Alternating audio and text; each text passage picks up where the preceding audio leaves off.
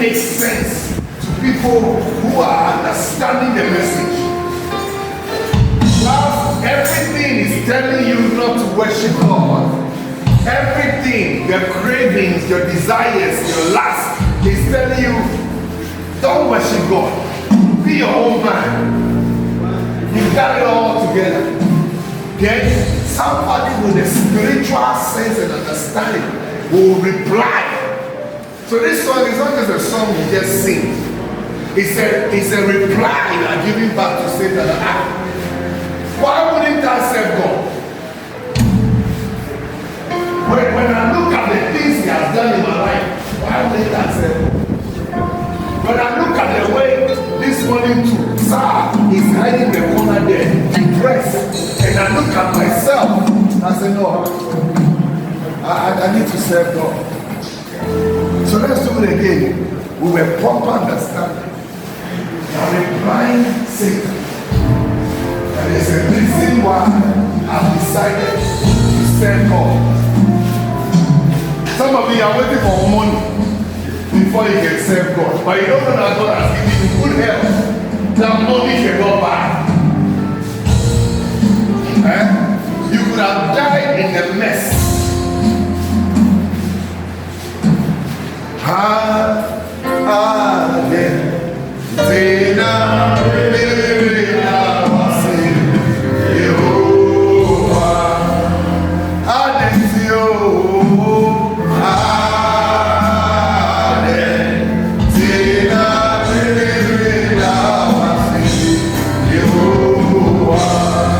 Then you lift up the voice. Salvation.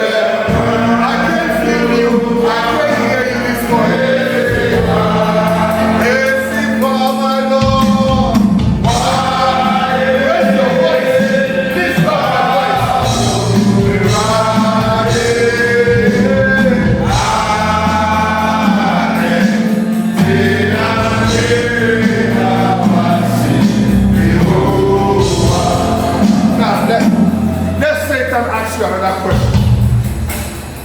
See, for me, if I was God, if God gave me the chance to be him, I would have killed half of you in this house.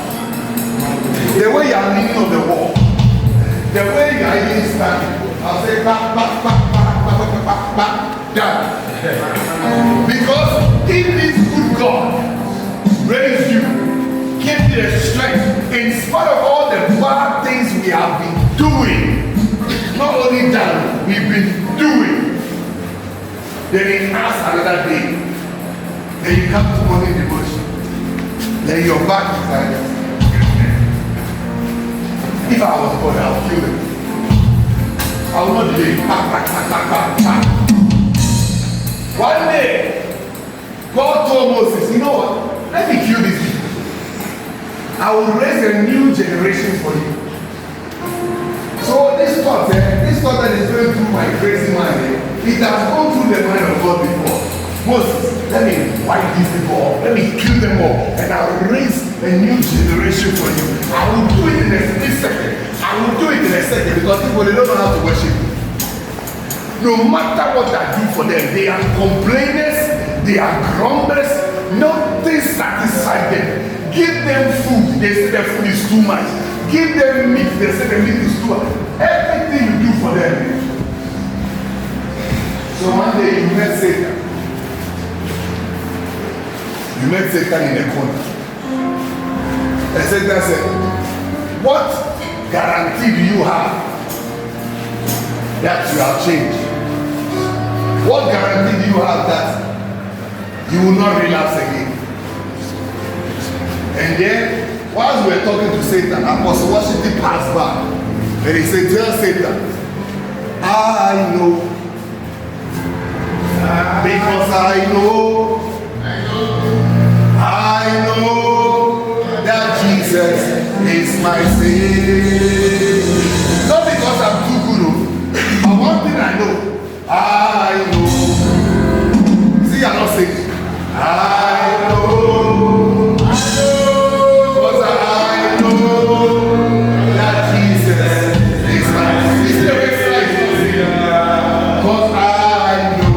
You can only sing if you know. I know.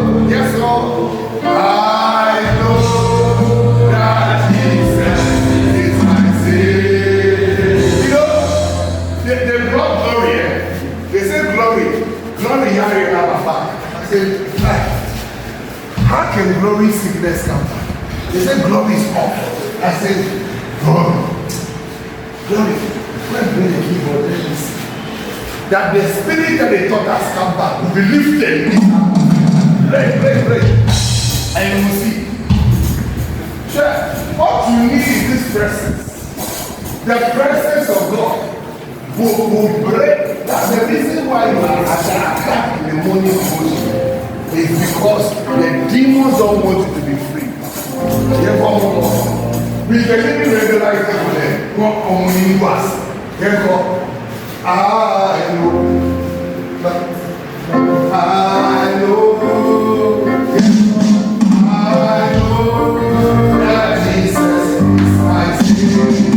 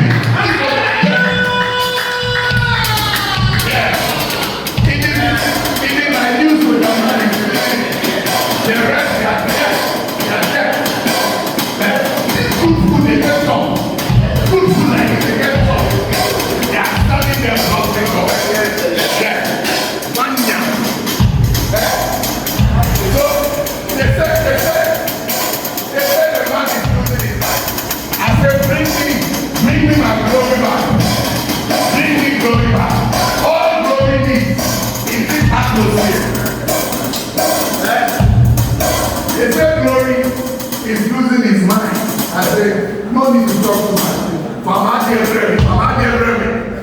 It's not the glory who's playing. Glory is for people who are going to say.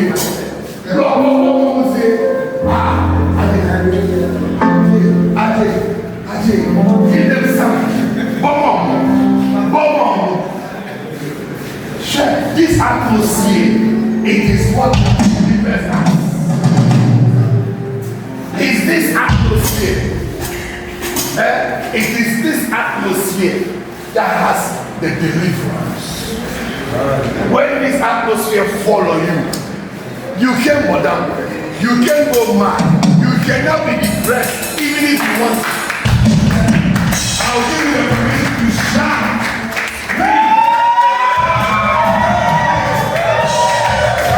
If you can't shout, I'm depressed. If you can't scream, I'm depressed. You see?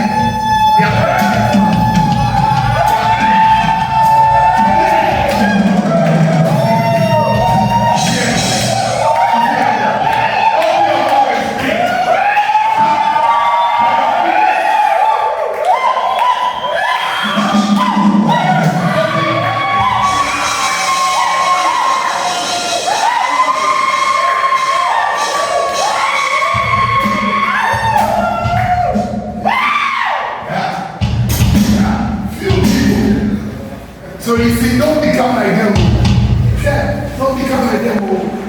The joy and the expectation you have come with, maintain it. Because if you look at these people, they will rob you. Sometimes when you are coming into a realm, your expectation is so high. I'm going to change. Then you come and meet some people. And the people are off. When I was coming, my plans. When I was coming, I believed that this is the thing, this is what is going to change. Then you mess up. It's the people that will quench your fire. Some people, nobody fought Jesus Christ than the so-called spiritual. Unbelievers who come from anywhere and then they will enjoy his message. Military people came, they enjoy his message. Prostitutes came, they enjoy his message. It is only the religious people, the people who we call them landlords and landguards, the ones who have been here for too long. You don't know, every organization is struggling because of the old people. The people who have been, they are too familiar. They are familiar with the things that happen.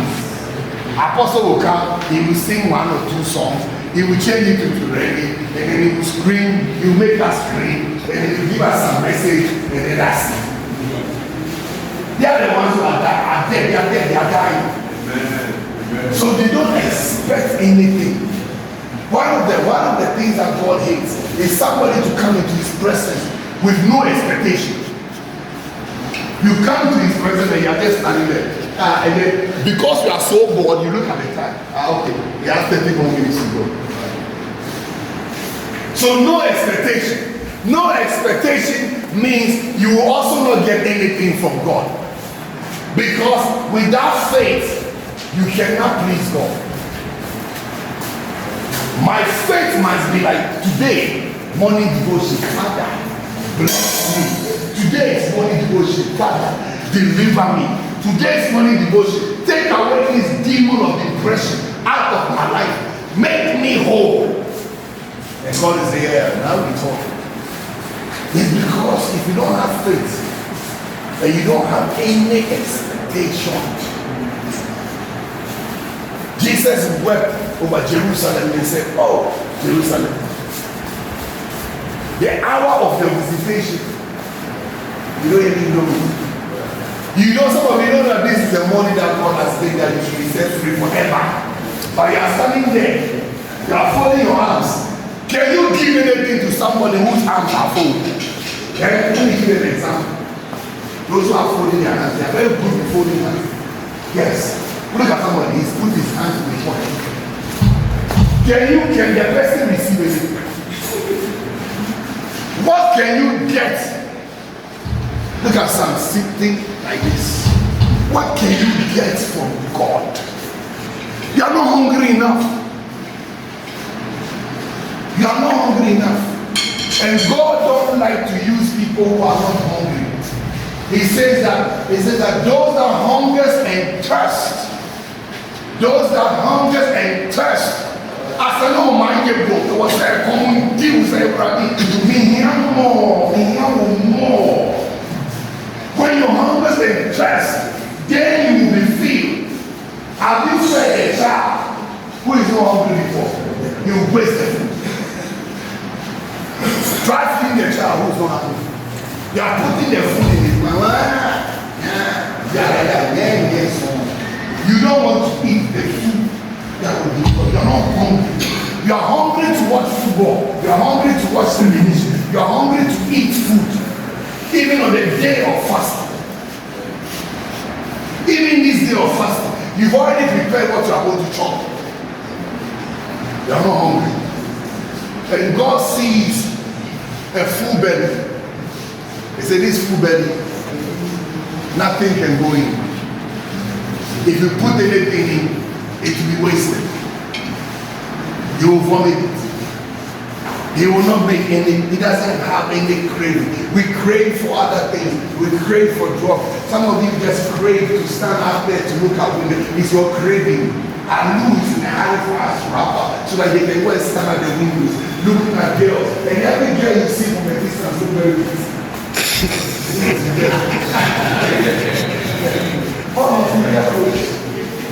Until you get close, then you know whether she's the Leah or she's the Rachel. You don't understand me? I've not touched my message. But I'm telling you, everything they do from a distance is very, very pretty. But when you get close, then you understand why she's still walking on the street. When she's taken, she will not be walking. A car will be delivering her. When mommy says she's going somewhere, I check which driver can take her.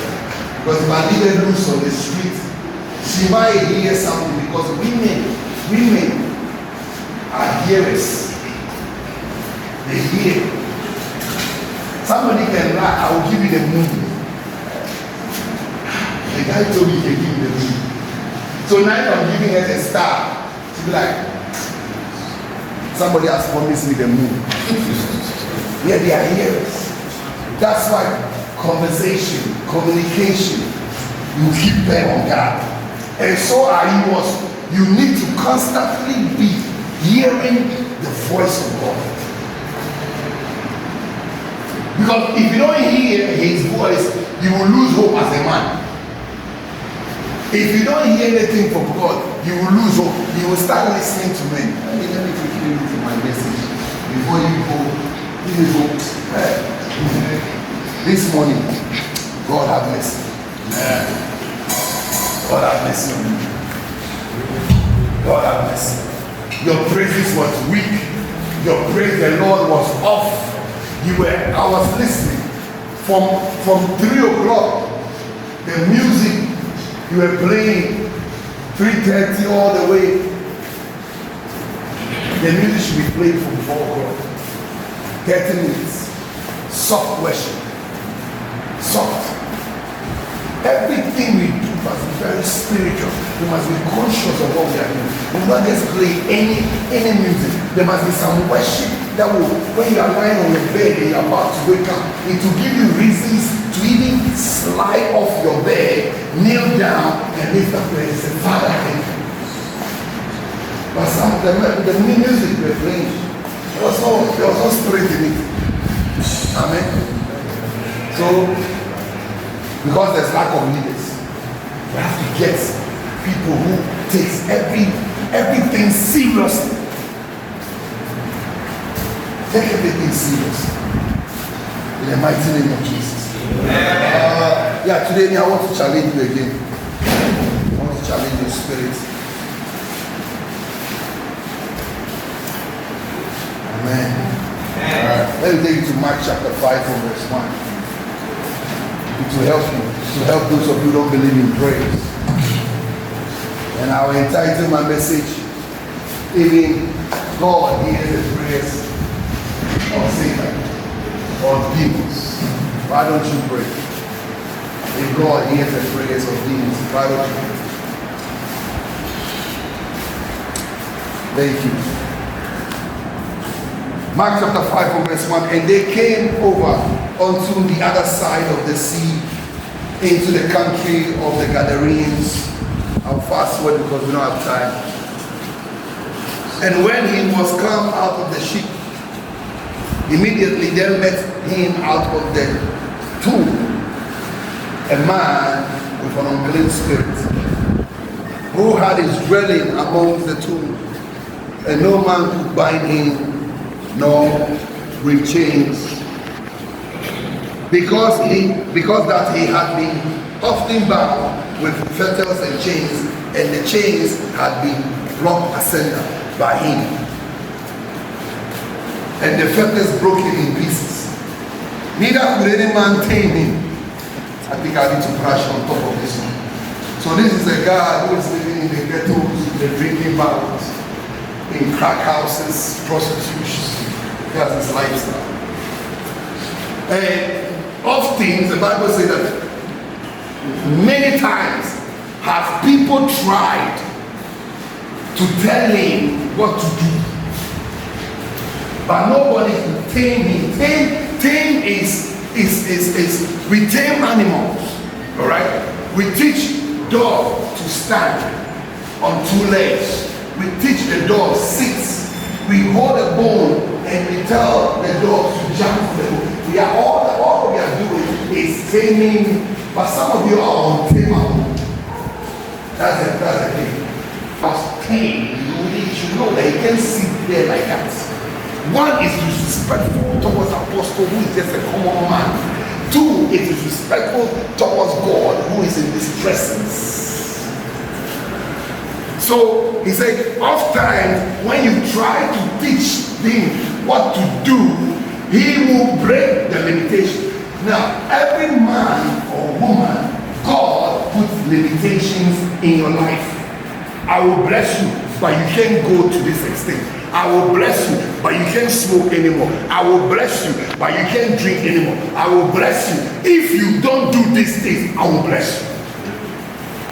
God will not take it away from your life. It will be there, but for you, it is not good for you. So the Bible says that oftentimes when they put this limitation, and God will always send somebody into your life to direct you. There are two people you know. One that helps you to sing, and one that helps you to look for God. These are the only two people you have in your life. And you know them. You know when you want to do bad things, who you will call, who will empower you to do the evil you want to do. And then you know when you want to do good, you know who to call. So there are these two people in your life. And you choose when to relate. You choose when to converse. You choose when to communicate with them based on your own intention. If you want to relapse, you will look for somebody that looks like he too wants to relapse, and you will join forces and you will relapse together. Are you getting what I'm saying? Yeah. But by this time, this guy was found in the tomb. Tomb is where dead things, dead crops, dead people. Tomb is just like the ghetto. We are not going anywhere. We stay there, we waste our years, and then we keep promising ourselves, me too, I will change one day. And the promise continues 1 year, 2 years, 3 years, 4 years, 5 years, 10 years. Some of us, we have hit 20 years. 20 years of promising ourselves that one day we will change. This man has been in the tomb for all these years, and still no change. If you place a limitation, you bring him to a rehab that gives him structure. Some of you are in a hurry to leave here, so that when you wake up in the morning in your house of a Uber down, but that morning, who's sorry, 10 o'clock prayer, you will go to the drinking bar, because what we put instead you are giving a share of the mouth to me in Samsung. What giant? And one of them is waking up empty to connect to your motorcycle. If you sorry, you'll be carried to the same place. You'll be carried back to the ghetto. Nothing else will interest you Because this morning you didn't wake up for God, you wake up for yourself. And you were happy that you were not chosen to be, thank God. I'm not chosen, now I can sleep. I've remained that. I'm my friend, and you think that is freedom, but that is a rather bondage. Because you wake up unto yourself. Are you getting what I'm saying?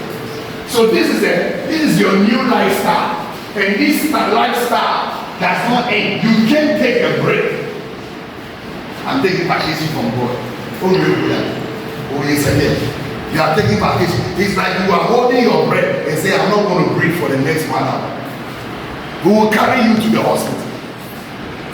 You can't take a break from God. So this God found himself at this place. This guy was not born in the tomb. He was not born at the cemetery. He was not born to stay there. He had a house. But because nobody can control him, he doesn't allow anybody to control him. Those people who say that, maybe I have my own life, I will live anyhow I want to live. Nobody can tell me what to do. That is the sign, say you're on your way down. In everyone's life, there must be somebody whose voice can control you. When God speaks to you and you don't listen, God will speak to the man. When God speaks to you and you don't listen, God will speak to the man. God was speaking to King David. He said, King David, you have committed sin. But King David was not paying attention. So God had to send a prophet to bring him the message. He said, who has committed this sin? And then the prophet said, it is you, my king. Then he started listening. God, when he's talking to you and you're not paying attention, he can use another one. Balaam and Balak. God can use anything to get your attention. God can use anything to get your attention. God can use slap to get your attention. God can use prison to get your attention. Anything that will grab your attention, God can use it.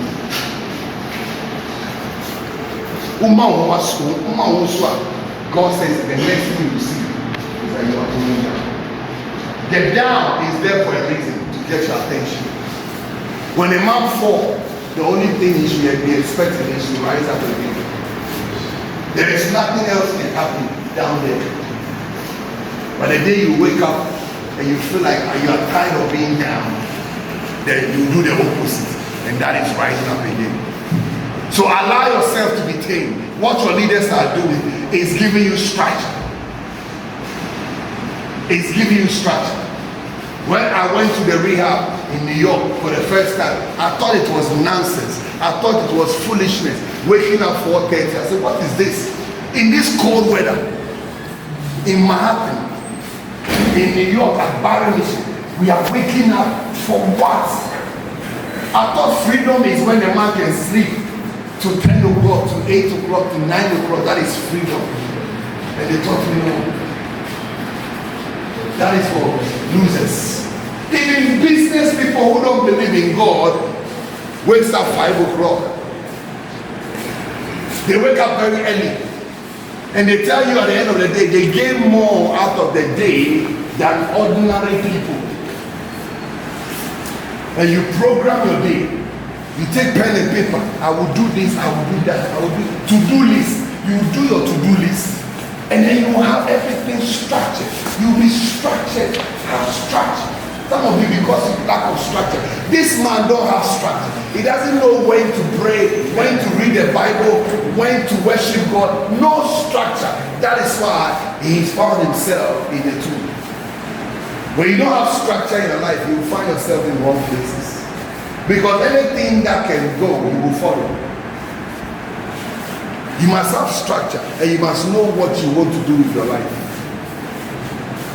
So let me read on. If you don't get the message will get you.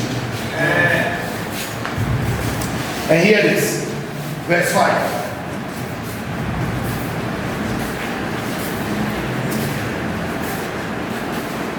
And always night and day he was in the mountain and in the tomb, crying and cutting himself with stones. The guy who, when you put limitation on him, you tell him that make sure every Tuesday you fast. Make sure you take 2 days out of the week to fast. Sunday, have a half day fast. Don't eat anything to 12 o'clock.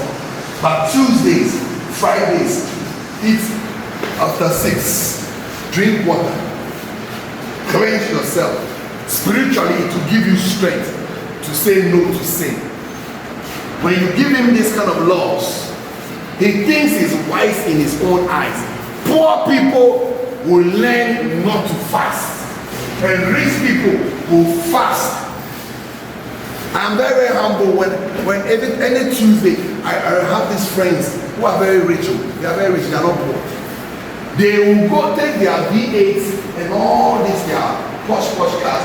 They will drive to the mountains. I joined them one time. Then I realized I know why I'm poor. Every Tuesday, they will leave everything, their office. They will drive to the mountains and they will park their cars and they will be there praying up to 6 o'clock. There's this prayer camp. I forgot the name. Yeah, I think so. It sounds like that. They will go there, they will park their cars and they will be walking through the mountains. And I follow them. Yeah. One is exercise. 2, it is desperate call for God. Then later on, you see them in their posh cars. Then you are telling them, you are calling them cocaine dealers. They are not cocaine dealers. They are God's spirit dealers. They are looking for opportunities in the spiritual realm.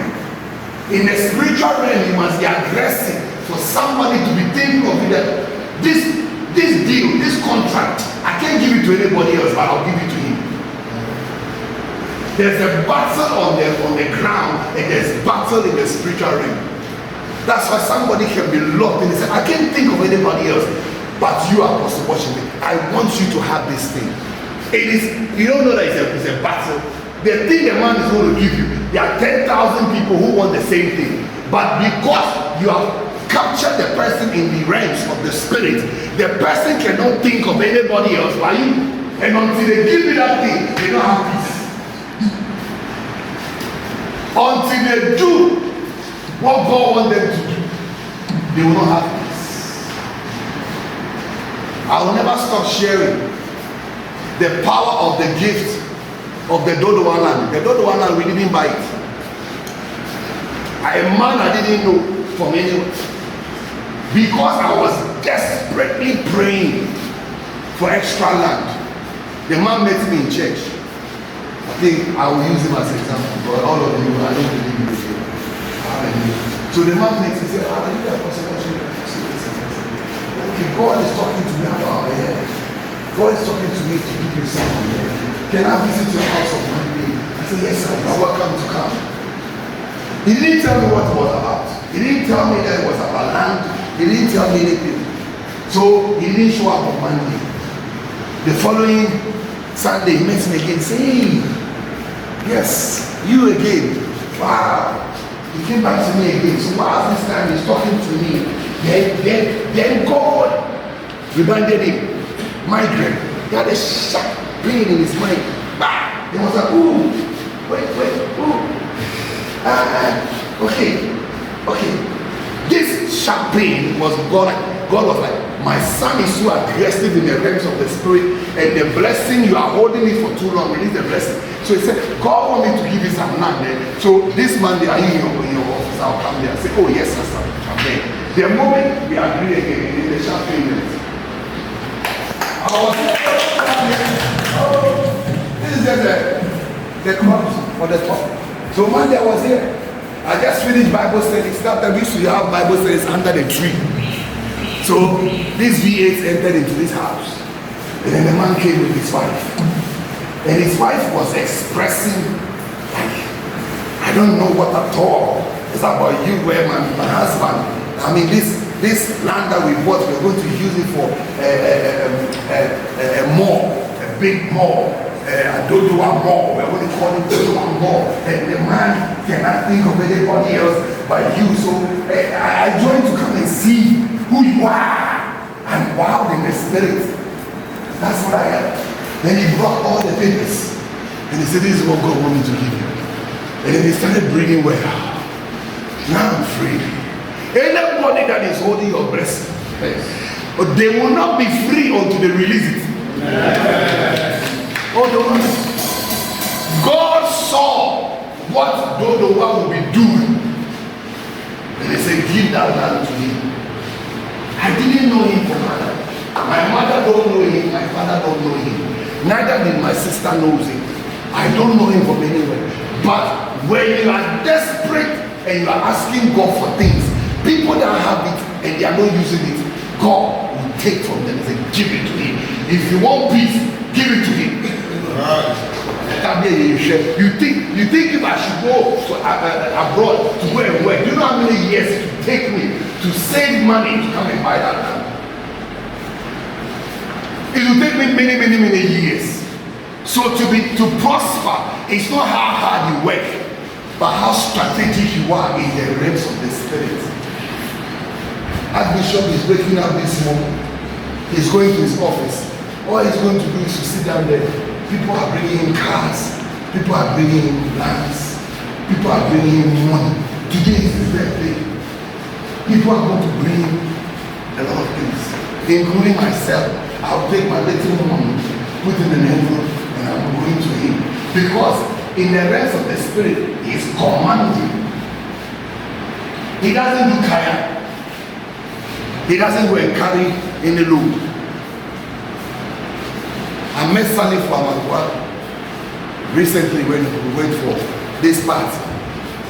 And then he said, hey, Apostel, so you're in that area. He said, have you seen that glass house? That glass house close to your house. I said, yeah. He said, that's one of my houses. What job? Did you do a strategic in the rest of the spirit? Your blessings are all hanging there. If you can pray. Jesus said that you are broken because you don't ask. You don't ask. When you are asking God, you don't ask with faith. You ask because Apostle says yes, ask for something. So you don't ask with faith, no belief. You are just there. This is a part of my message. The Bible said that the man in the tomb takes sharp stones and he'll be cutting himself, hoping that the demons will come out. Now that the demon, he will feel like the demon is here. So he will take his hand and then take the stone, cut it. Come and demonstrate. So, like demons, no, it's you. The demon is inside of you. You are cutting yourself. So you will cut here and then the demon shifts to another place and you cut there. And then the demon shifts. Then you cut there. If you are Jason, the demon shifts to here. And then you cut there too. And the man was cutting himself day and night, hoping that the demon would bleed out. But the demons can move. The demons are moving. They can also detect when blessing is very close. When you are about to be blessed, they can also detect that there's an opportunity coming. That when you will be faithful for this long, God will not hold back your blessing. And during that time is the time you will attack. What is the devil trying to say? Following this God thing will not help you. Give up. Live your own life. So the Bible was saying that this man will be cutting himself for one thing, that he is being tormented and he wished the spirit would clean his body. Night and day on that. He does not sleep. When Satan grabs you and is tormenting you, he doesn't give you break. Look at the picture of hell. God says that they will be screaming, gnashing of teeth, yeah, like this, to eternity. So I used to ask God, so will you give them break that before? Table. No, there will be no table. It's like, so it's like there will be gnashing of teeth, and the worms will be sucking their skin, and then the skin will grow back again. and worms will come and eat the skin, and the skin will grow back again. So because when worms are sucking the skin, the pain, so it sucks the skin, and it will split the skin, and it will tear the skin and eat it, and then the skin will grow back. So the torment, perpetual torment. We don't preach hell enough. That's why we are like that. If you keep preaching hell, what you think you've gone through in the ghetto, carrying baller, carrying scrap, carrying all this, jumping to people's houses, all this is not hell. It's luxury. There's a video trending on social media. A guy holding some small piece of rock, and he's going around night and day looking for scrap and baller, and then he himself allowed them to video, say, Auntie, I think he threw anything into that. He has succeeded some small rock, and the thing is in his mouth, wait till, I think he threw it. He catch himself close to my head. Wait, I think he threw it, and then I think while he was doing that, the person was doing, he decided that he is going to fall down. He treasured the thing. Even though he's enslaved, even though the thing is destroying his life, he can't. He's afraid that some wind can blow, or the man's hand will touch the thing, and the thing will fall out of his hand. So I think he's doing, that's what we you are not serious. What you are waiting for, you are waiting for some disaster. Everybody can change today. You don't have to wait till tomorrow. I'm telling you, what if you hear some disastrous news? The ability to think right is already there. You are not waiting to change.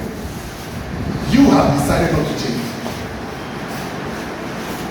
I saw people who were going to the ghetto to go and smoke, and by the time they got to the ghetto, there was scatter. You don't know what scatter is, but in English it's called raid, where some police inspectors will release cars, trucks to go and collect the boys in the ghetto, and then they will grab them, put them in their truck, and go and keep them there. The desire that the person left rehab is saying, me actually, I am going back to go and smoke. I don't care what Apostel says. The moment he saw the police car and he saw the policeman, the cravings, the desire vanished. The policeman said, hey, you look like, what you say? Brown, said me. He became a saint right there. So the ability to change is within you today. You don't need tomorrow, because your today's decision is going to affect your tomorrow. Oh, you didn't get it. I will say you have to team. Oh God, your change of today is going to affect your tomorrow. You are going to enjoy your decision of today tomorrow. The good you decided to do to yourself today is what you are going to chop tomorrow. If you don't change now, your tomorrow will be bad. You can't blame nobody. God will make sure He give you ample time. He will give you enough time.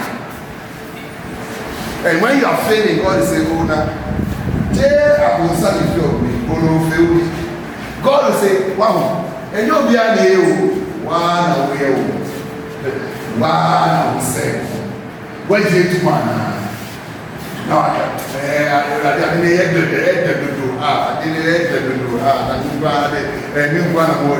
then you give God all this. It's God, and like I said, it's a offer what you to man, offer what you to I give you a then you get you at heavy. And when the disciples of the Lord Jesus Christ said, they went and brought their mother. This is the message I was supposed to preach tomorrow, but I'll preach today. They went and brought their mommy, take us to Jesus. We know this man will come in power in the future. But when he comes in power, we want to be seated, one on his left side and one on his right side. Tell mommy, go with us, mommy, go with us. Go with us. So their mother carried James and John and brought them to Jesus. And then the moment the mother saw Jesus, he started worshiping.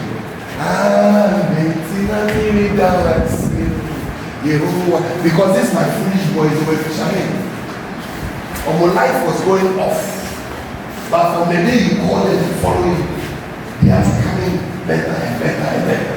So Jesus said, nobody worships me like this without a reason. So in your worship, there's a reason behind it. It's in your Bible. So Jesus asked the woman, what do you want? Because this worship is genuine. You don't understand that when we are singing, we are asking for something. When we are dancing, we are telling God something. The praises, we are telling God something. The worship, we are asking God something. So when you sing, my lifetime, I will give God my life. God is fighting his case. A covenant made to be on the 12th of May that he said, I'm giving my life. And God makes a decision. And God will say that based on this song that he sang, you demons of poverty, leave him alone. You demons of witchcraft that is coming from his father's house, his mother's house, leave him alone. Because he has said that he's going to give his lifetime to me. So I'm going to use him. Until the day you will say you are tired of working or walking with God, and then you will decide to go back. Then that covenant will be put on pause, on hold. There's a song that I really love. Your promise still stands. Great is your faithfulness. Faithfulness. I'm still in your hands. This is my confidence. You will never fail me. So God promised, even though you have left God and you have gone back to the ghetto, you have gone back to the shower house, you have gone back to the drinking bar, you have gone back to drinking and stealing. God is saying, my promise for you still stands. Me came. When the prodigal son left the father's house, the Bible said that the father will wake up and go and stand at the street, at the junction. Maybe and maybe Bible verses and I don't know. The Bible said that the father will go and wait at the junction and say to himself, maybe today my son will remember his house and he will never flee. Maybe today. Some of the people that I am missing Stefan, I am missing Peter Amber. Sometimes I wake up in the morning and say, Father, maybe today, they will remember the relationship they had with you in this house and they will come back.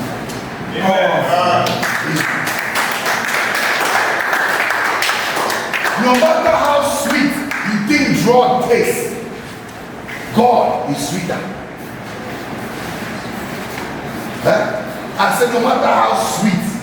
Yesterday some of you were testifying when the students. By the way, I need to let's applaud for all the great men that God used yesterday. Especially Jacob. I saw Bullet TV and Angel TV pulling Jacob. Everybody said we want him. Everybody was fighting over Jacob. I said, hey Jacob, but who can you do that? They wanted Jacob so badly. He was able to speak and to mesmerize their brains. They were like, this guy is correct. He spoke well. The second that touched my heart, the number one advocate against the whole thing that was said to them. Set up was the number one that would go to people like, you know you're going to see me, eh? You shouldn't let people see you. Set to them was like the one engineering the whole thing. That me, I don't want to go. He even messed Bernard up a bit. And then the oil of God fell on me, and I met Bernard, and I spoke to Bernard, and Bernard was like, Apostle, you should have been there yesterday, because now you have changed my mind. Now I can see. I can see clearly now. You see, it works, so it's worse. Like Bernard was going to come and like curse. Because when God does something good, and you don't appreciate it, we call it ingratitude. Ingratitude is a sin. Obedience, papa, then you don't know how to thank the person. It's a sin. If truly God is the one that changed you, and thousands, yesterday we spoke to over 6,000, I think so, 6,000 students. If all these 6,000 students, they heard your voice, and you are warning them and telling them that the dangers of drugs, alcohol, and all this, you have saved 6,000 students.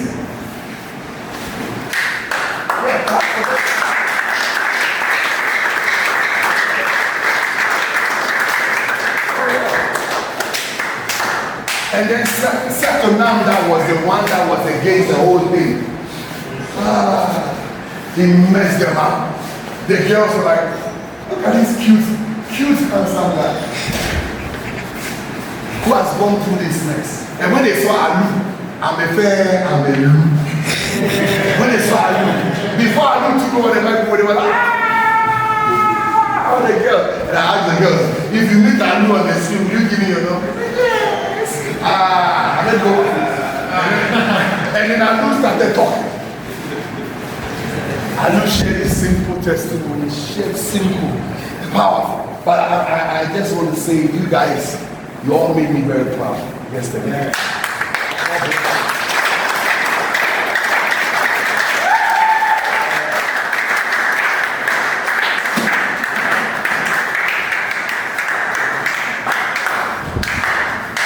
Your opulence is with God. Your reward is with God. The fufu or whatever, when I send it to the restaurant, whatever you go to go and chop, it is nothing. Your real reward will come from God.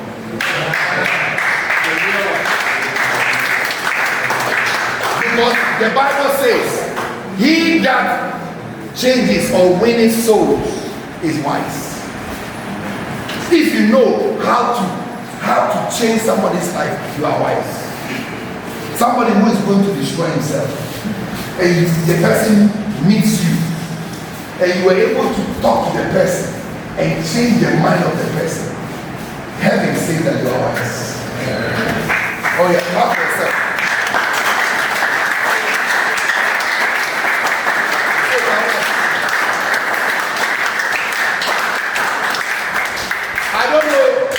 I don't know about the second team. I left the first St. Mary and I went to Wesley Girl. But I don't know how the second team you did. But I'll also say everyone and everybody, thank you.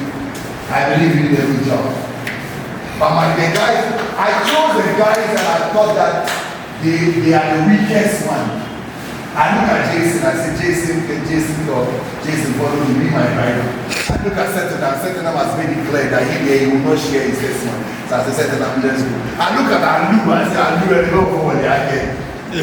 Alu, come and let's go. So the people I took with me were people that I knew that they will not be able to. And I left the strong, articulate, eloquent. I left the strong one behind. And I took the weak ones. It's like Gideon and the 300. The weak ones performed so well. When Jason was breaking the thing down, it was beautiful. Beautiful. And I said, hey God, you are powerful. You can take even the weakest and have a powerful group. So clap again for them.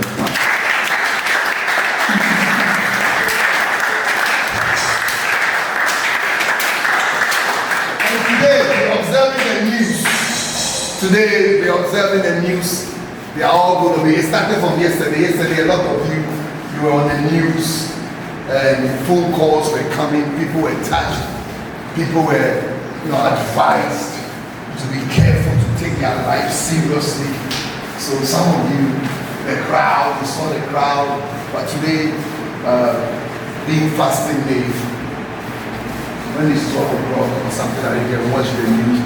Let's see, to motivate some of the weak ones. Because your face and your image and your reputation is nothing compared to 6,000 students, 6,000 lives. I don't know whether you're getting what I'm saying. If 6,000 people's life is going to be wasted just because of your image, and if that is your motive and that is your mentality, God will allow you to relapse again. Yeah, He will allow you to relapse again. So for you to understand that you are nothing without me. You are nothing without me. And the one of the greatest commission is for us to go around and to change lives. So since you cherish your face and your reputation so much, I will let you know that you are nothing. So next time when the opportunity comes, when they point at you and say, come, let's go to radio, come, let's go to TV, you should be grateful. You should be happy.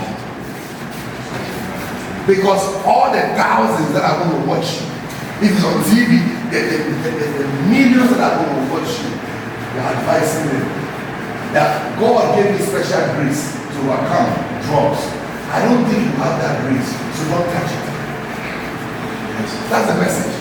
And God will say you are wise. And because of that, I will also preserve you. I will make sure that your children will not go into this. I will make sure that your grandchildren will not go. This is how God delivers us. I am what I am today by the good my mother was doing in other people's children's life. God could have chosen anybody 10 times better than me. One day I went to my mom and I asked her, why is it that you are treating me like an orphan?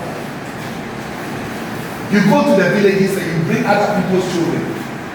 You go to both villages, you go to Togo, you go and collect other people's children and bring them to your house. And when my mother is playing with these children, you can see her face, the way there's joy, the way she's smiling. Oh, and I'll be standing there like, I don't get this attention. One day I went to your room and I said, Mommy, why? Me, I have to go and sell newspapers to finish. To go to Calation. Calation made a capsule. Because I was not good. I was not good in school. I couldn't read and write. But I like gadgets. I like gadgets. Featuring things. I like to open some boards. Things whatever is small. That is where, that's the thing that my mother said, okay, then I think you have 10 minutes. So go to the capsule. At least you open some kiosks and you will read people's broken CDs and stuff. At least but if you are serious, get your own transportation. 14 years, 15 years, 16 years. I left Ghana. So I went, before I left Ghana, I asked my mother in a room, I said, Mommy, why are you taking care of these children that I see you and bring? You are taking better care of them. And this is what she said. Let me say to you. He said, I'm doing all these things so that I'm doing all these things to these children so that God will show you mercy. So you are doing it for me. You mean you are taking care of all these children for me? And you ain't got me. How much do you need to see you? Mean faith, Jehovah, and the more. If I can't ever do it again, only because in our life, in our area, we don't know. It's sad. We let go. We sad again. In our houses, they go now. You only faith, only you are not. Because of you, boy, won't faith anything. And I never understood that. I still hated it. When she passed away and I went to the mortuary and I pulled her, thanks be to God, she's still tall. But when the day I went to mortuary, I saw people packed in a wheelbarrow. People, if it's macho was there. I saw macho. If it is fair, I saw fair people. They are all there. If it's Jerry Hills, I saw young men with Jerry Hills. When you die, your hair will not grow. And there's no space, so they piled them up in a wheelbarrow. Their leg, face, leg, I say, the man asked me, said, you are very young, yeah? Are you sure you don't want to take some of Google before you go in there? I said, no, I want it raw. I want to go and see this thing raw. Feel. He said, oh, you think your mother female? Help me. And I saw her face. Even her dead face gave me messages. He said, Honor, in Bowie, she should be careful. Her dead face gave me messages. You see, I'm there. You should be careful. Well, the first 5 seconds I saw her face, I got messages. Oh, now can go. But you, be careful. Those days I had some body. You see my arms. Everybody you see the child. Tell my kid. Say, yeah. Came to Ghana. I'm walking on the streets, all the girls. That's how I was all boy. There was small hair. So I can do some ways. You know, I'm coming. Wow, the skin is fresh. They say that this guy is released from the home. It's from the fridge. Fresh skin. You know, even when I'm standing, you know that, oh, where they're in there. The boy said, you see, mommy need to. You should be careful. It took people time when I speak to you. Oh yeah, you are here. Oh no, oh, why is a careful? If you look at this your outward appearance, if you look at your family name and the money you have in your family, you are better humble yourself. This short 5 seconds. And look, I stare at my mother's face. He said, you see, I'm there. Careful. It took me about 1 month before I was able to cry. I don't know why God delayed my crying. My tears didn't come till the day they were carrying the caskets. We were carrying to the cemetery.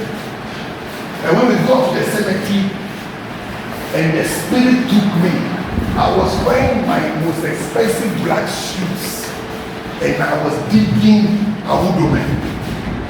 I was laying the sun on my mom. And then all the area boys, they say, oh, I didn't know how you do this. Hey, you are boss taller, all of that. And then it's like my hands were glued to the shoulder. I will not allow them. And then my brother remembered. My brother remembered when they were kids. And when I was a baby, we used to go to churches. And then the prophets will say, this one is the one that will bury you. So my brother remembered and say, hey, allow him. He's fulfilling his destiny. My brother who left Ghana as a believer, as a Presbyterian choir headmaster, he would sing like a bird. But when he came into money, he started fighting his pastor. But that moment, God still used him. He said, no, he's fulfilling his destiny. He was born to bury his man. I'm wondering what you are born to do. I'm wondering what is your destiny. Drugs is killing people, but you survive. One day, I said, God, tell me why you allow Bismarck to survive. Bismarck has smoked everything in the ghetto. Pushers are even looking for him because he's smoking everything. And yet still, the man is alive. Alive has smoked everything. And yet still, I'm wondering, what is the reason for the preservation? Why are you preserving him? Why are you still keeping this man alive? What is the reason? Bibitia. God has not done a mistake. God is keeping you for something. When I was young, when I go and I'm going from house to house, I had a backpack. I'm going from house to house. from Afghan girls, Swedish girls, Brazilian girls. I thought I was living life. God didn't kill me. At a certain time, I thought, see, this thing my mother has been saying that the wages of sin is there. I think my mother is wrong. You know, when you continue sinning and you remain in sin, you will now start believing that una means gas. Because it seems like you are getting away with the sin. Oh, how I wish I could preach a whole message on this one. How you can believe that I don't think God is the way we see him. Because this sin I just committed, he has still given me life. He is still blessing me, even though John is standing there sleeping and we are in the presence of God and God is not stopping him. I don't think maybe God is real. Sometimes you can sin so much and because God's mercy and grace is upon you, you start discrediting God. I didn't know that it's because of the work I will be doing in the future. God said, you do it all. Be fair. Come fair. Do all you want to do. Because later on, your job is in heaven. I will send you people like Ali. I will send people like Frank Bam. I don't know. I will send people like Theo. You'll be staring. You'll be staring at one corner. All this world, I will send them to me. I will send people like everyone. I'll send you people like Sam. I'll only send local people. I'll even bring people from Sierra Leone. Some will come from Nigeria. I'll send you Keke. I'll send you all these people and they will live with you. If you think about it, you think that I'm God. I'll send you Nana. He will sit in the middle of your service. Whether he's listening to the message or he's sleeping, I'll send him to you.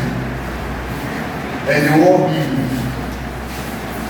So God can see where you're going, what is going to, what the cross you are going to carry. And he can pardon you, and he can allow you. I never understood why I used to see myself holding 2 rings with a lot of keys. A lot of keys. Huge rings, and I can't walk. Every step, I am like this. No, the rings. Derek is one of them. John, is one of them. Enoch, all the kids, and God was telling them, don't worry, my son. The assignment ahead of you is so heavy that you really find it difficult to walk. But anybody that will come and help you to carry the keys, I'll bless them. So don't think God does not exist just because you are getting away with certain things. Don't think. But there's a greater assignment. Oh, I wish I could believe that. Don't want to teach you that this one you understand. That God is allowing me. God is allowing you. God is pardoning. It's not in that line. It's pardoning you because of where He's taking you. Where He's taking you, the assignment is so big. That is when the boy becomes a man. All of a sudden, the boy becomes a man. And God will give you wisdom, like you are 70 years old, whilst you are 40 years old.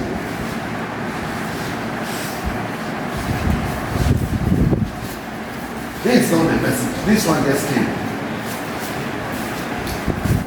This is not the message. This one just came. Today is fasting.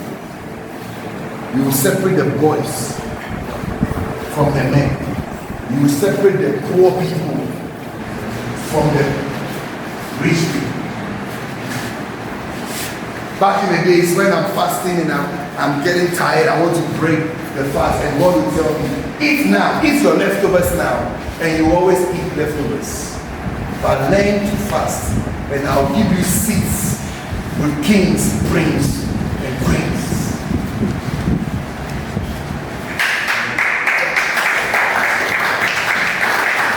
Eat your leftovers.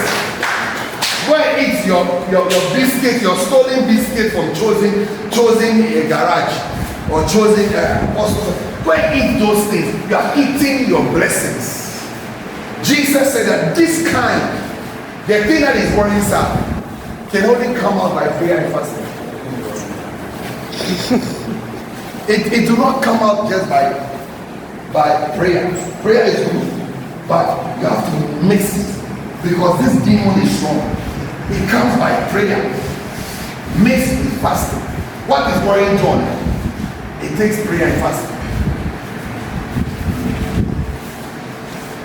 If you want challenge, even if you are the one craving for drugs, just decide to fast. By 11 o'clock, 12 o'clock, the craving is gone. Do you know that when you put your body under fasting, it kills the desire? If you want, say that you love sex more than anybody, let them put the woman before you and do 3 days by fasting. You will not touch her.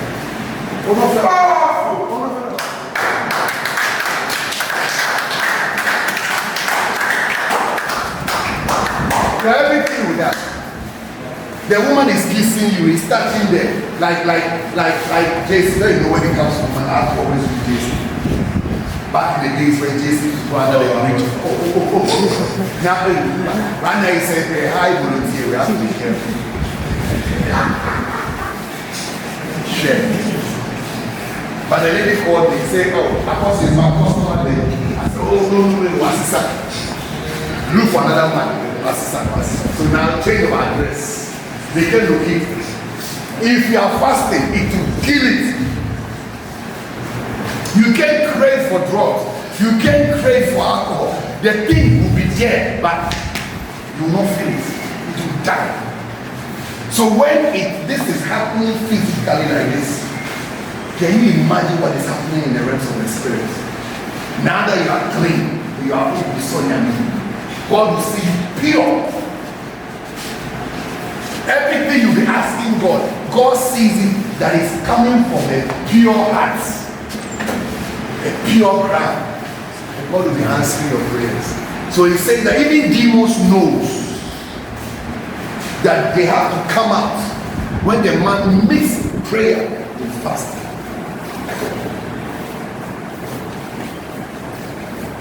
Sexual lust dies when you add fasting to it. Drugs, desire, cravings dies when you add fasting. The body, when you smoke and you drink, you are not doing it for your spirit, you do it for your body, your flesh. When your spirit doesn't benefit nothing. Say the flesh profiteth nothing. The flesh doesn't profit anything. You will smoke. See how the body is. You will smoke and then the body will never tell you that it's enough. So whatever you are investing into the flesh, there will be no profit. But when you invest into the spirit, there is profit. Invest into your spirit. And how do you invest into your spirit? By fasting. By being quiet. Being quiet.